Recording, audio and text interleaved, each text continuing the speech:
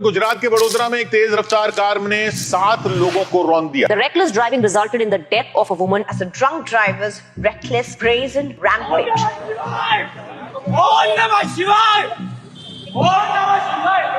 ऐसे तो सैकड़ों लोग रोज मारे जाते हैं हमारे देश में। आखिर विश्व गुरु हैं हम एक्सीडेंट्स के मामले में। पैसे वालों के बेटे गरीब लोगों को यूं ही कुचल के निकल जाते हैं, ड्रग्स लेते हैं, दारू पी के गाड़ी चलाते हैं और बच जाते हैं सिर्फ और सिर्फ 200 से 300 लाइनों का ऐसे लिखकर। अच्छा, इस सब के तो हम यूज्ड टू हो गए हैं, लेकिन रिसेंटली छोटी होली वाले दिन वडोदरा में जो कार क्रैश हुआ है, रक्षित भाई ने जो भी कांड किया है उससे हमको ये साफ पता चलता है कि हमारा सिस्टम किस तरह से काम करता है और आजकल ये लोग धर्म को कितनी आसानी से यूज कर लेते हैं अपने बचने के लिए या अपने फायदे के लिए। तो आज के वीडियो बनाने का मकसद ये है कि चाहे आप इस पार्टी को सपोर्ट करते हो चाहे आप उस पार्टी को सपोर्ट करते हो, पॉलिटिक्स में कई सारी पार्टीज हैं, बट कुछ मुद्दे ऐसे भी हैं जिनके खिलाफ सब मिलकर भी आवाज उठा सकते हैं। फर्क नहीं पड़ता आप बीजेपी को सपोर्ट करते हैं, कांग्रेस को या सपा को या टीएमसी को या किसी को भी, या कुछ चीजें ऐसी नहीं है जिनको हम सबको मिलकर सपोर्ट करना चाहिए। आप ये मत देखिए कि आप बीजेपी के सपोर्टर हैं, कांग्रेस के, एटलीस्ट कुछ चीजों पर तो हम लोग सहमति बना सकते हैं, या फिर हम इस टॉपिक को भी सिर्फ धर्म और राजनीति के फायदे के लिए एक जोक बनाकर रखें। ये केस शॉकिंग तो है ही, बट उसके साथ साथ जैसा कि आपको भी पता है ये इस तरीके के कार क्रैश का कोई पहला केस नहीं है। पहले भी इसी तरह के कई कार क्रैशेस हो चुके हैं। इन सब मामलों से हमको ये पता चलता है कि हमारे रोड सेफ्टी के हालात किस तरह के। तो दोस्तों, आपको क्या लगता है कि रक्षित चौरसिया भी 300 लाइन का ऐसे लिखकर बच जाएगा? आपको क्या लगता है कि रक्षित चौरसिया भी पिछले केसों की तरह 300 से 200 लाइन का ऐसे लिखकर बच जाएगा? फिलहाल तो ये बंदा अरेस्टेड है, देखते हैं अगले 2-3 दिन में ये केस क्या मोड़ लेता है। वैसे आज तक तो अपने फायदे के लिए सिर्फ नेता और ढोंगी बाबा ही धर्म का फायदा उठाते आए थे, लेकिन इस एक्सीडेंट के दौरान जैसा कि आप इस क्लिप में देख सकते हैं कि एक्सीडेंट करने के बाद ये बंदा किस तरह से ओम नमः शिवाय चिल्ला रहा है। आखिर आपको क्या लगता है कि ये ऐसा क्यों कर रहा था और इसके पीछे ये क्या सोच रहा था कि क्या ये इसका यूज करके बच सकता है या फिर इसका ऐसे कुछ फायदा होगा, या फिर इसने कुछ तो सोचा ही होगा। जब भी तो बेशक ये नशे में था, लेकिन जब नशे की हालत में बंदे को इतना होश है कि उसे क्या बोलना चाहिए या ओम नमः शिवाय बोलना चाहिए, तो कुछ तो उसने सोचा ही होगा। आपको क्या लगता है कि इस तरीके का नाटक करने के बाद रक्षित चौरसिया बच जाएगा? एक्चुअली बच भी सकते हैं क्योंकि रक्षित चौरसिया लॉ के 4th ईयर के स्टूडेंट हैं और देखने में ऐसा लगता है कि इनको धर्म और लॉ की अच्छी खासी जानकारी है। और उसके बाद रोड सेफ्टी की बात करेंगे कि रोड सेफ्टी को लेकर हमारा देश किस दिशा में जा रहा है। चलिए उससे पहले डिटेल में जानते हैं कि आखिर ये पूरा मामला क्या है और ये एक्सीडेंट किस तरह से हुआ है। क्या ये ओपन एंड शट केस नहीं है? क्योंकि मेरी नजर में तो इससे ज्यादा ओपन एंड शट केस कोई हो ही नहीं सकता। उसके बाद भी क्या रक्षित चौरसिया बच जाएंगे? क्योंकि सीसीटीवी फुटेज है हमारे पास जिसमें साफ साफ पता चल रहा है कि गाड़ी कितनी स्पीड में आती है और 2 व्हीलर के परखच्चे उड़ा देती है। लेकिन बोला ये जा रहा है रक्षित की तरफ से कि गाड़ी सिर्फ और सिर्फ 50 किलोमीटर प्रति घंटे की स्पीड से थी।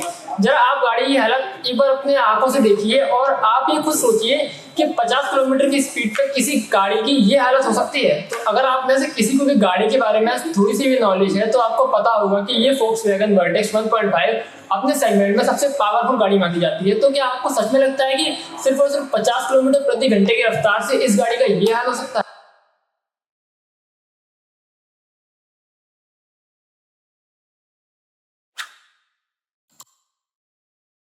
ये गाड़ी बहुत सेफ भी मानी जाती है। सेफ्टी के रडार पे इसकी रेटिंग 5 स्टार है और उसके बाद भी अगर एक कोलिजन में इसकी हालत ये हो सकती है तो आप अंदाजा लगा सकते हैं कि टक्कर किस तरीके से हुई होगी। हमारे पास आई विटनेसेस हैं जो वहां मौजूद और एक्सीडेंट के तुरंत बाद उन्होंने रक्षित को दर्द पहुंचा। हमारे पास मोबाइल फोन फुटेज है। अगर आप इस कार के इनबिल्ट सिस्टम की इन्वेस्टिगेशन करोगे तो वो ये रिकॉर्ड करता है कि गाड़ी किस वक्त किस स्पीड पर चल रही थी। तो अगर आप इसकी इन्वेस्टिगेशन ठीक तरीके से करोगे तो हमारे पास सारे विटनेसेस हैं। तो मेरे हिसाब से तो ये ओपन एंड शट केस है, इससे ज्यादा ओपन एंड शट केस नहीं हो सकता। इससे पहले कि हम और आगे बढ़े, आप ये देखिए कि हमारे पास इस एक्सीडेंट के कितने क्लियर कट एविडेंस मौजूद हैं कि किस तरह से एक्सीडेंट के तुरंत बाद इसका दोस्त चौहान इसको छोड़कर वहां से भाग खड़ा हुआ।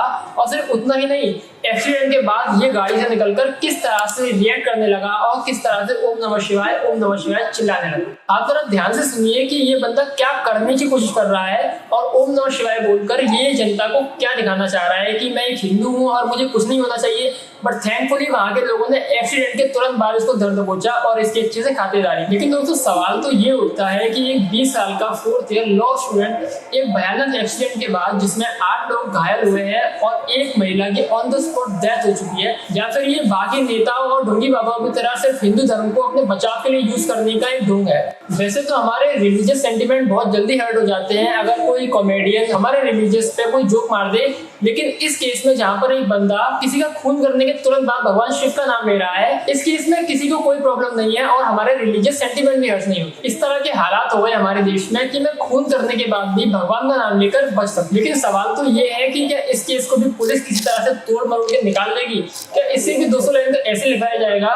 क्या इसको भी बेल मिल जाएगी? क्योंकि याद रखिए दोस्तों, पुणे पोस्ट केस में भी हमारे पास सीसीटीवी फुटेज था, एविडेंस थे, और उसके बाद भी कल जूनियर को 15 दिनों बाद बेल मिली। लेकिन इस केस में रचित जूनियर तो नहीं है, वो 20 साल का है, वो एक एडल्ट है। लेकिन किसको पता कि आगे ये केस को कुछ इस तरह से मोड़ दे कि इसको जूनियर बना दे बचाने के लिए, क्योंकि आखिर वो लॉ स्टूडेंट है। ये सुनिए कि इस पूरे मामले और इस खतरनाक एक्सीडेंट के बाद रक्षित का क्या कहना है अपने बचाव में। उसका कहना है कि गलती उसकी नहीं थी, सड़क पर गड्ढे थे जिसकी वजह से उनकी कार डीरेल हुई। उसका कहना है कि गलती उसकी नहीं थी, कार एक्टिवा से स्लाइटली टच हुई, उसके बाद उसके एयर बैग ओपन हो गए जिसके बाद वो कुछ देख नहीं पाया और गाड़ी डीरेल हुई। गलती उसकी नहीं थी क्योंकि वो ऑटोमेटिक गियर नहीं संभाल पाते हैं जिसकी वजह से गाड़ी डीरेल हुई। उनका कहना है कि उन्होंने कोई भी नशा नहीं किया था, ना कोई पार्टी की थी और किसी भी तरीके का ड्रग कंज्यूम नहीं किया। लेकिन बाद में पुलिस द्वारा ही बताया गया है कि इन्होंने एटलीस्ट भांग तो पी रखी। आप एक बार इस क्लिप को ध्यान से देखिए कि रक्षित का अपने बचाव में क्या कहना है।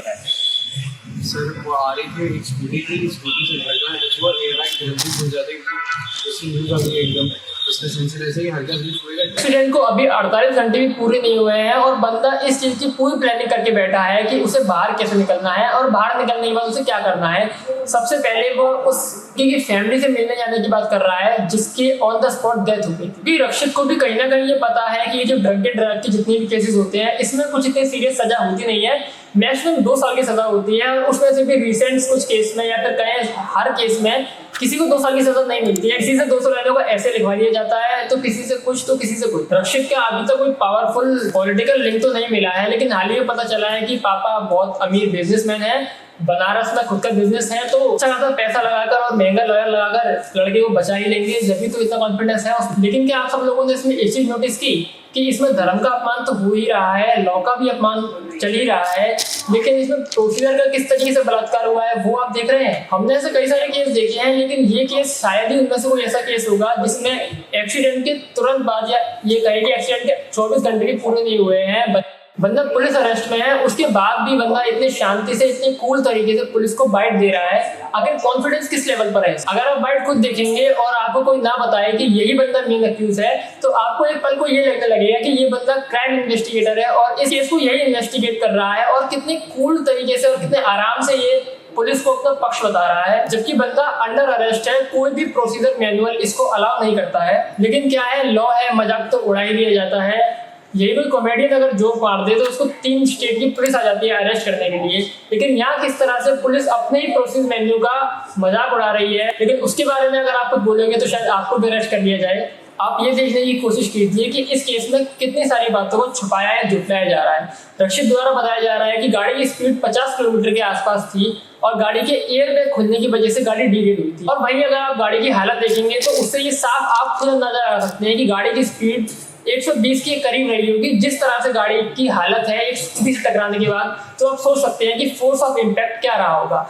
रक्षित द्वारा ये भी बोला जा रहा है कि वो किसी भी प्रकार के नशे में नहीं था, बट ऑब्वियसली वो ड्रग अब्यूज में था, जो कि पुलिस ने भी बाद में साबित कर दिया है। लेकिन दोस्तों, पूछने वाली बात ये है कि आपको क्या लगता है कि इस केस में रक्षित को सजा मिलेगी? क्योंकि हमारे पास आई विटनेस है, हमारे पास सीसीटीवी कैमरा फुटेज है और हमारे पास सारे सबूत हैं जो हमको इसको सजा दिलाने के लिए चाहिए, या फिर इस केस में भी पिछले कई केसों की तरह इस 200 लाइन का ऐसे लिखवाकर इसको बेल दे दी है। आपका इस पूरे मामले पे क्या टेक है, आप मुझे कमेंट में बता सकते हैं। और अगर आपको ये वीडियो पसंद आया तो इस वीडियो को लाइक करें, अपने दोस्तों के साथ शेयर करें और ऐसे ही वीडियोस के लिए हमारे चैनल को सब्सक्राइब करना ना भूलें।